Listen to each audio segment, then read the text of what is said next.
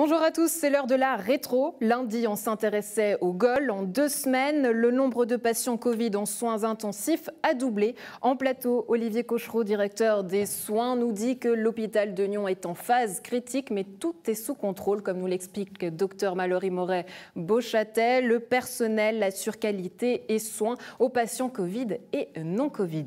On s'intéresse ensuite au conseil communal de Nyon. Par 44 oui, 26 non et 6 abstentions, le législatif a accepté un crédit de réalisation de près de 7 millions de francs destiné à la future STEP régionale du côté de Gland au Lavasson. Mais il y a un mais, le préavis a été amendé, la somme ne sera versée qu'une fois le plan d'affectation légalisé. Enfin, on s'intéresse aux élections communales. Cette semaine, honneur au Parti socialiste nyonnais qui nous présente en plateau ses 2 candidats, Stéphanie Schmutz et Alexandre Démétriades. Nous faisons le point sur l'évolution de la crise sanitaire en plateau avec nos 2 invités. Mallory Moret-Beauchâtel, bonjour. Merci d'être avec nous. Je le rappelle, vous êtes médecin-chef co-responsable du service de médecine. Avec nous également Olivier Cochereau, directeur des soins. Bonjour, merci d'être avec nous. Alors, quelle est la situation à l'hôpital de Nyon ? Alors, la situation aujourd'hui, on est en phase critique, je dirais, et vous verrez dans les chiffres. On est venu donc il y a 3 semaines à peu près, puis on discutait justement de ces patients qui étaient hospitalisés au niveau de la population. Ces patients-là, qui sont maintenant à 10 jours à peu près et qui se péjorent et qui ont besoin d'une assistance respiratoire et qui vont donc aux soins intensifs.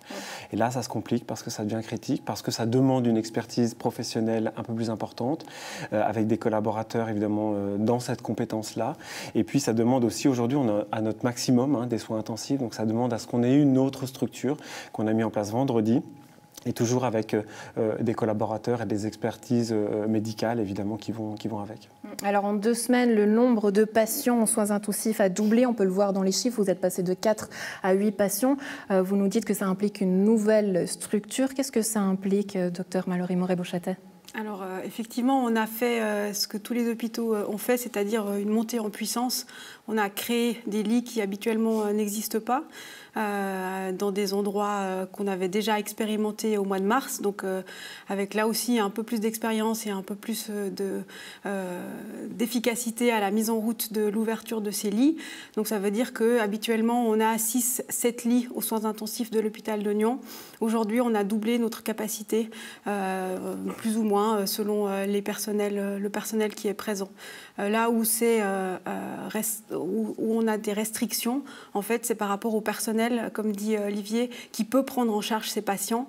Ce n'est pas le tout venant de soignants qui peut s'occuper de ces patients qui sont graves et qui ont du matériel un petit peu spécialisé autour d'eux. Et là, on le voit aussi, j'imagine que c'est compliqué, puisqu'au niveau des chiffres, le nombre de collaborateurs en quarantaine est passé de 20 à 25. Aujourd'hui, j'imagine peut-être même un peu plus. La case est vide. Qu'est-ce que ça veut dire ? La case est vide parce qu'on attend encore que les cadres nous disent et que les collaborateurs nous appellent.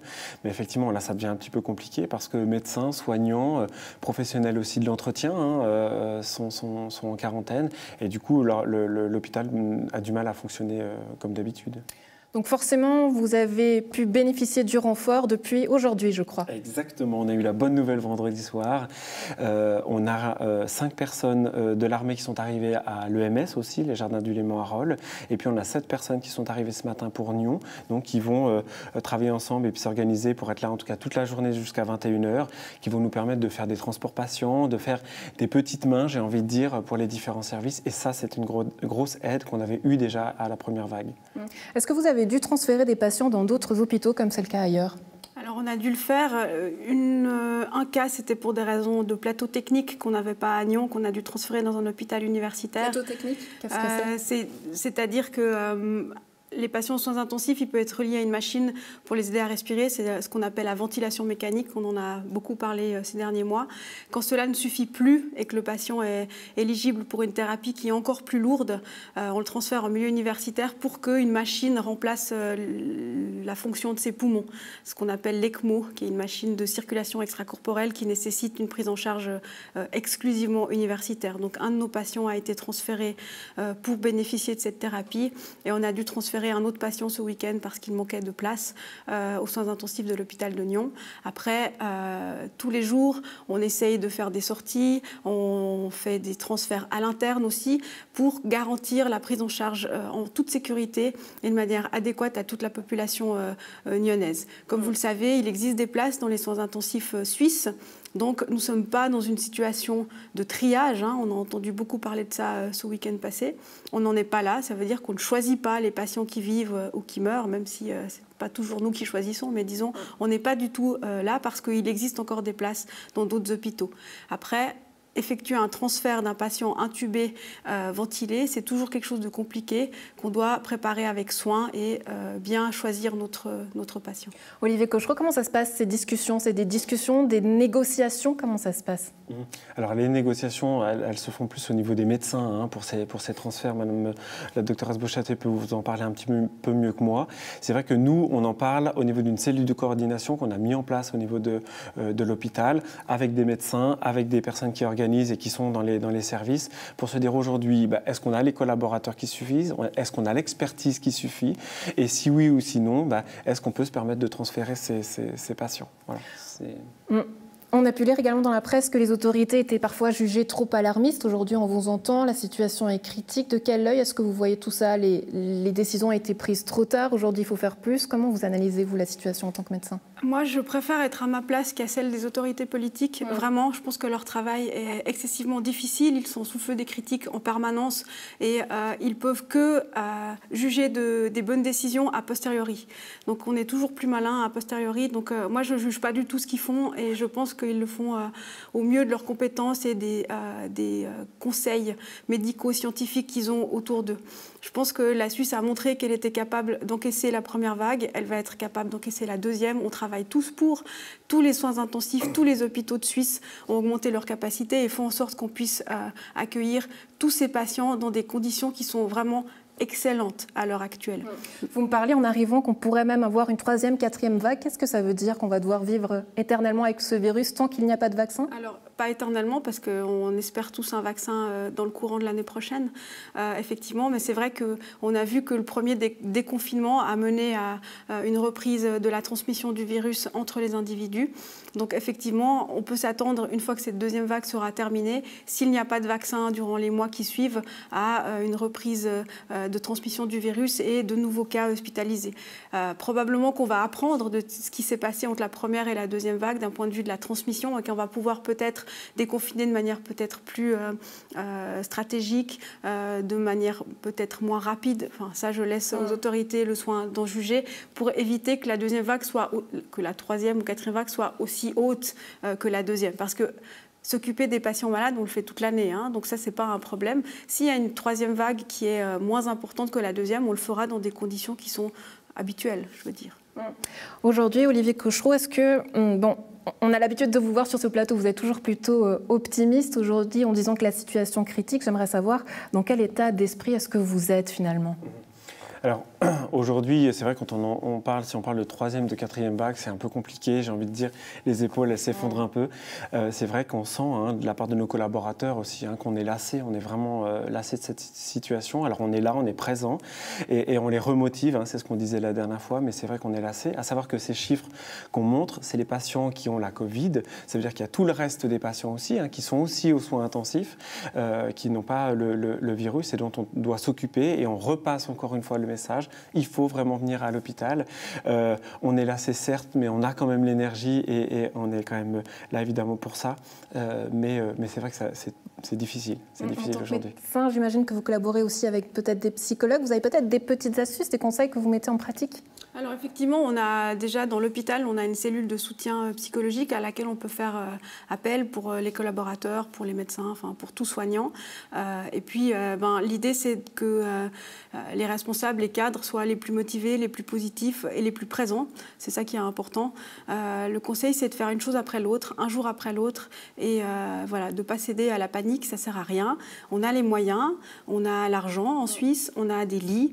Pour l'instant, la situation est critique parce qu'elle l'est, selon les chiffres et selon le mode de fonctionnement des hôpitaux habituels, mais elle ne l'est pas dans le sens où les patients sont pris en charge de façon tout à fait optimale en Suisse romande, en Suisse alémanique et partout en Suisse.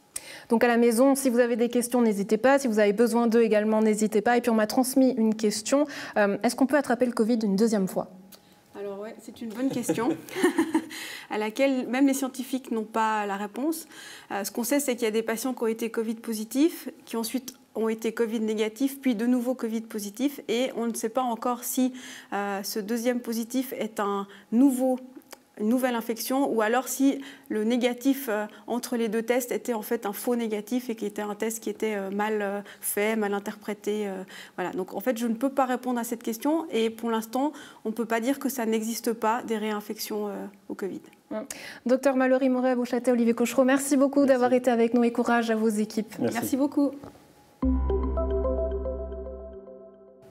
Nyon fait un pas vers la STEP régionale. Hier soir, lors du conseil communal, le législatif a accepté la demande d'adhésion à la station d'épuration régionale unique du Lavasson à Gland. Un amendement accepté par la majorité des conseillers exige que le coût de l'investissement de près de 7 millions ne soit versé qu'une fois le projet du plan d'affectation légalisé. Enfin, et sous proposition de la municipalité, un plan B sera étudié. Il consiste à évaluer les options et variantes pour valoriser la steppe de l'As.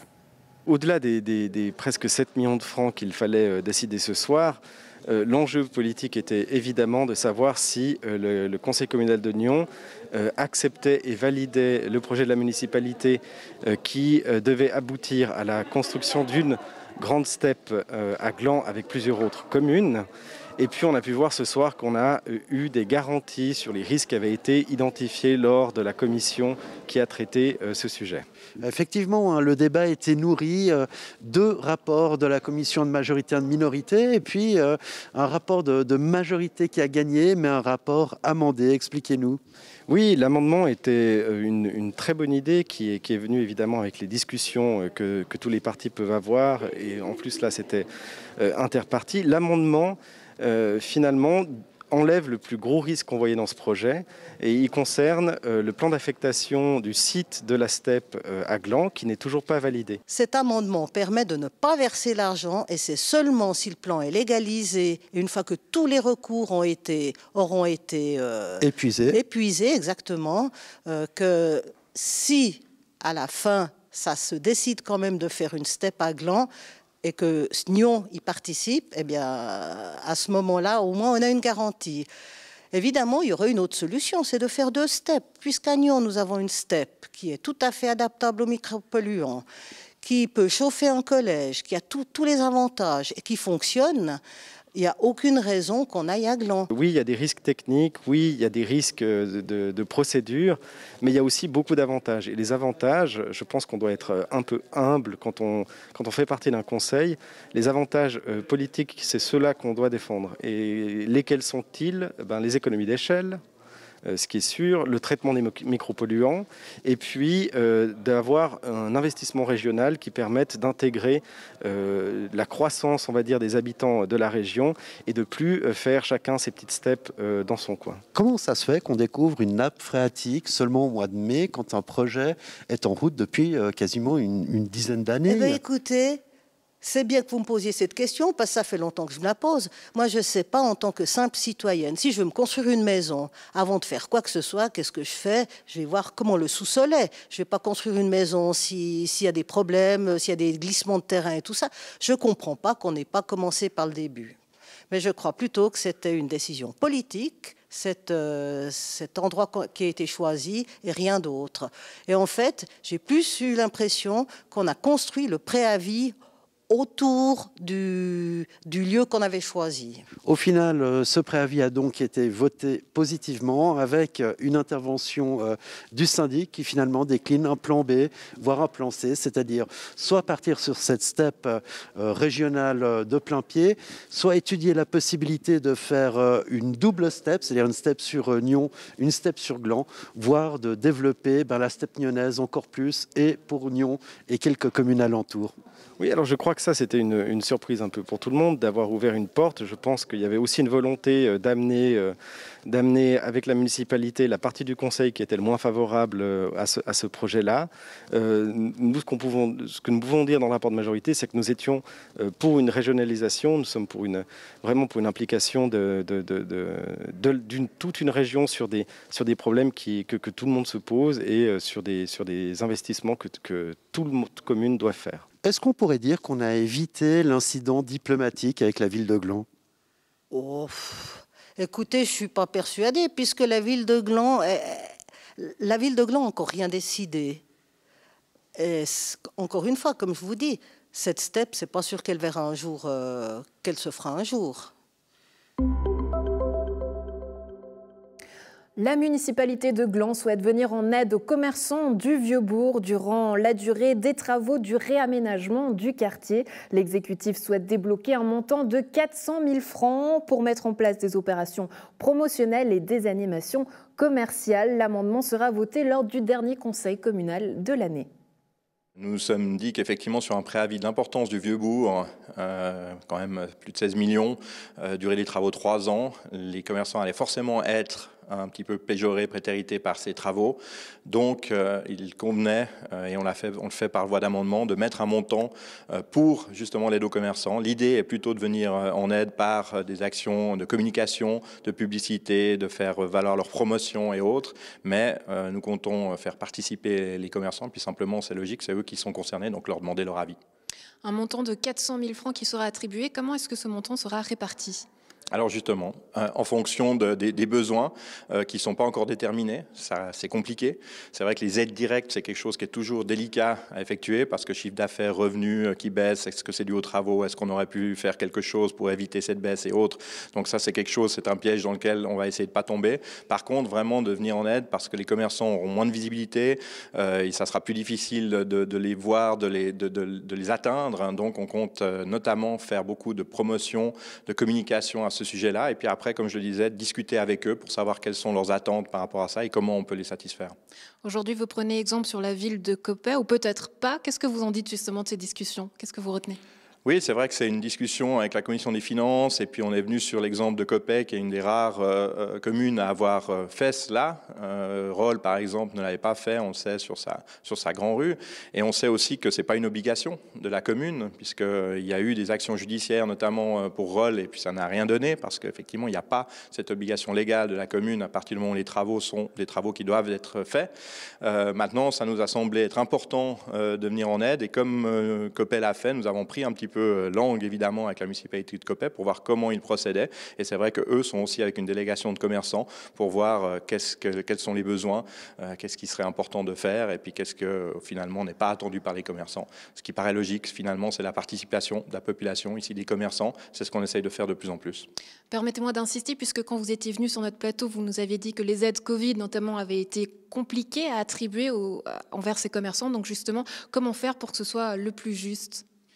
Ça sera toujours très compliqué. Je pense qu'il y aura toujours des gens qui se sentiront mis de côté, mis à l'écart ou qu'il y a une injustice. L'important, c'est déjà de débloquer un montant, que ce montant existe et puis qu'après, on puisse discuter et puis essayer de faire au mieux, mais au moins qu'il y ait un montant avant cet amendement qui sera peut-être bien accepté, on l'espère, peut-être pas par le conseil communal. Avant cet amendement, il n'y avait simplement rien de prévu. Donc je pense que c'est déjà très positif pour les commerçants qu'on défend et qui sont dans le cadre de mon dicastère promotion économique, auquel j'essaye de soutenir au mieux, de faire en sorte qu'il y ait un montant à disposition pour pouvoir faire ça. Ensuite, on verra comment on peut faire au mieux, de nouveau en discutant avec les commerçants, sachant que vous parlez des aides Covid, on va revenir aussi en décembre avec un préavis d'aide plus large par rapport au coronavirus.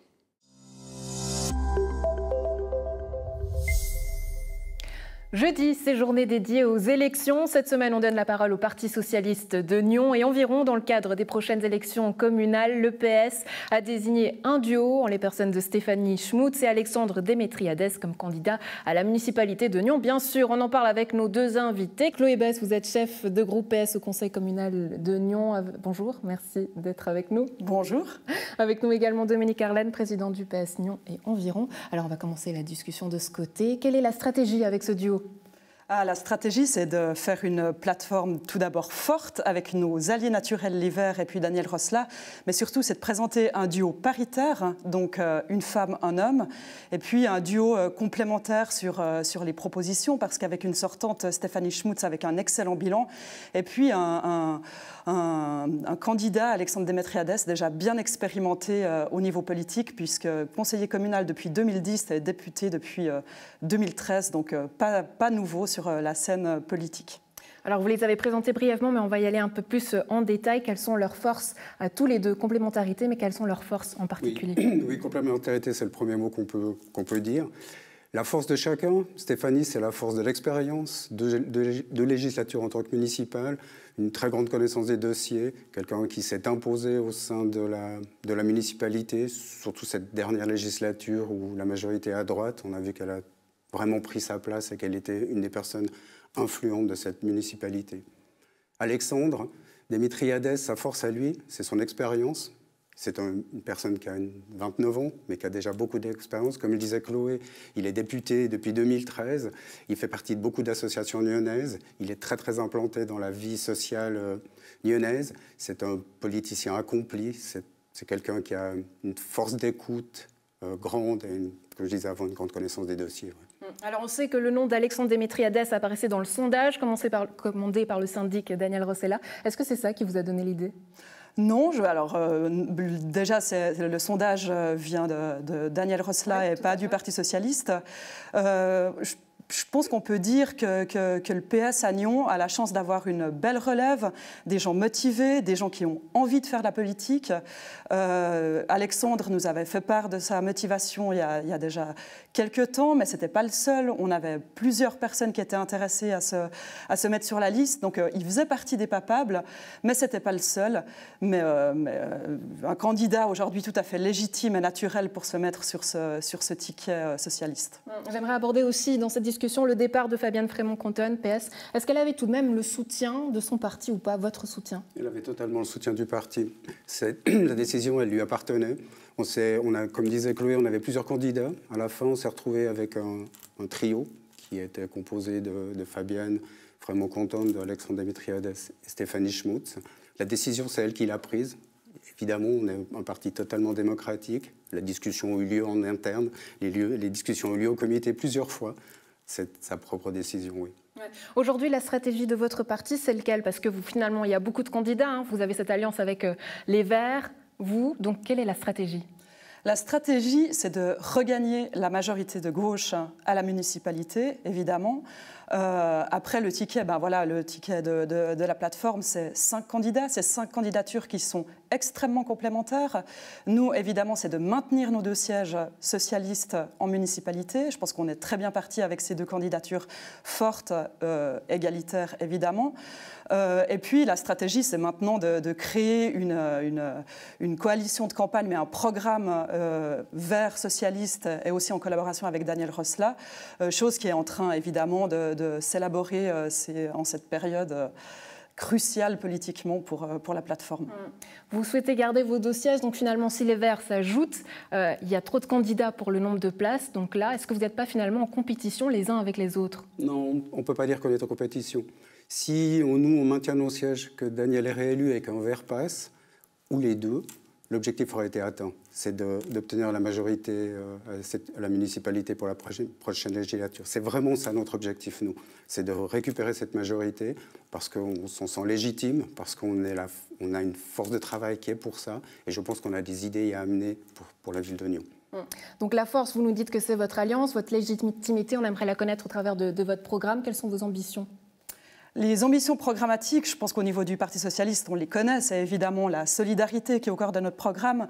Solidarité qu'on peut retrouver évidemment dans les grandes thématiques qui sont évidemment la défense des logements à loyer abordable, le vivre ensemble qui passe avec un soutien fort au niveau associatif, sportif, culturel, social. C'est aussi à travers la crise qu'on est en train de traverser, un soutien au niveau... Parce que ça peut paraître un peu banal, rien de nouveau, alors que justement il y a une crise économique, sociale.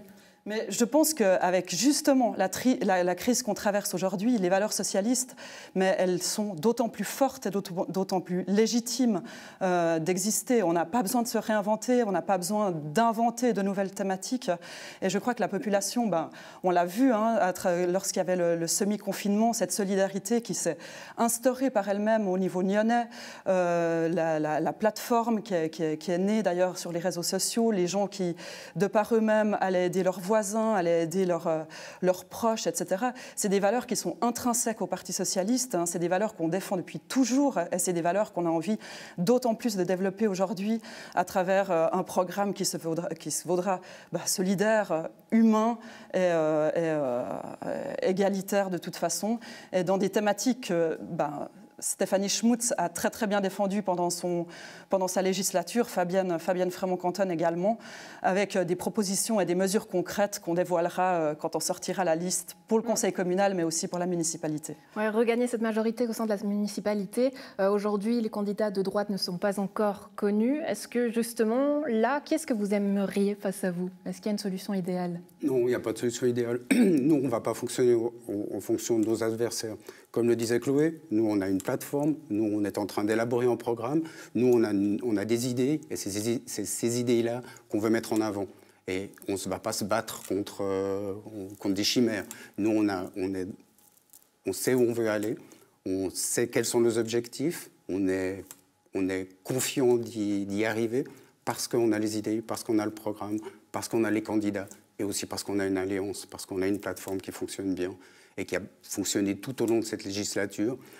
Je veux dire, on a eu toujours des rapports très étroits avec les Verts. On a communiqué tout le temps. Je pense qu'on a débattu des problèmes. On a toujours trouvé des solutions. Et je pense que c'est notre force. Nous, on ne s'est jamais divisé. Et je pense que c'est ça qui est notre ADN, notre force à nous. Dominique, Carlène, Chloé Basse, merci beaucoup d'avoir répondu à nos questions. Le Parti socialiste donc, qui présente ses deux candidats, Stéphanie Schmutz et Alexandre Démétriades.